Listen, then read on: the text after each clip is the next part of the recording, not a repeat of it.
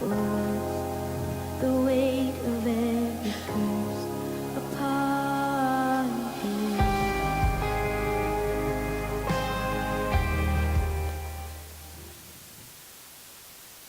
But that wasn't the end. That was more of a beginning than I'm sure anyone realized then. Within a few years, Betty Elliot and my Aunt Rachel came to live with the Waddoni. That's their true name. It means the people. My sister and I came to live with my Aunt Rachel. We became part of the Waddoni tribe. People have asked me how I could live with those who had killed my father and the men with him. It's because I was like them. There are some who romanticize the jungle native. An anthropologist had come into the tribe after all the killing had stopped. The Waddoni had no method of resolving conflict except murder. The homicide rate among that tribe was 60%.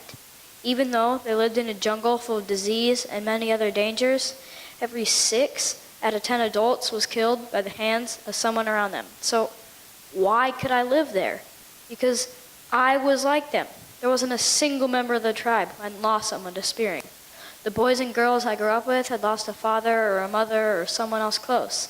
They became my family. This is what I wore.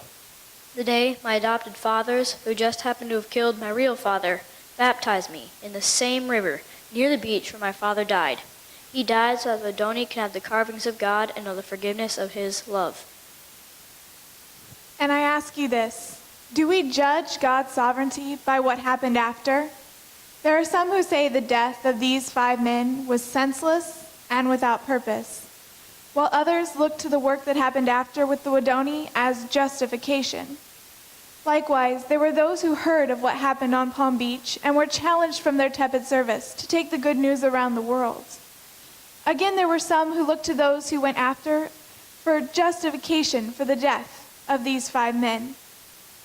May God be glorified that many Waddoni lives were saved and many new names were added to the book of life.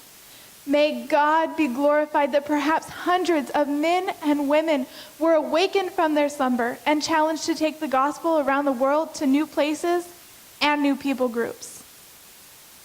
My challenge to your faith is this. If neither of these things had happened, would God be any less in control? With God, the end does not justify the means. God is justified without your efforts or mine. Why did they go? How could they not? Folks, a private never tells a general where they're going to fight. And so, as God's people, we go where God tells us. That's where we work. And God will take care of us until he's ready to take us out of this world, and so that's the way it is. God did that. He wanted those 5 men to die so he could talk to our people in America that they need to give their lives to God in sacrifice. We don't want sacrifice. We don't want pain. We don't want anything like that. But listen, folks, if you're going to win the world with Jesus Christ, there's going to have to be more. And you're going to serve him with whatever you have, whether it's life or death. For Marie and for me, it has been many years of living with these people and watching them grow closer to God. So it's not up to us where we serve or how, but it's up to God. One of the more noteworthy quotes of the famous evangelist D.L. Moody is, "The world has yet to see what God can do with a man fully consecrated to him." In 1956, the world did see. They saw 5 men. Did they understand? Sadly, many did not. They couldn't understand those events or the motives of those men. God's ways are not our ways.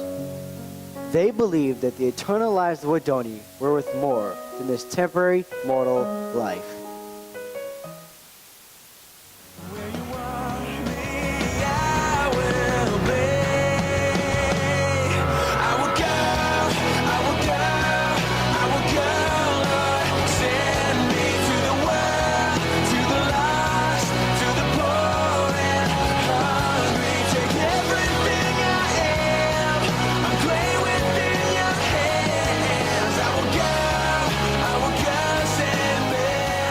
Bring up the house lights, and we'll have about a 10 to 15 minute intermission, depending on how quickly we can turn things around.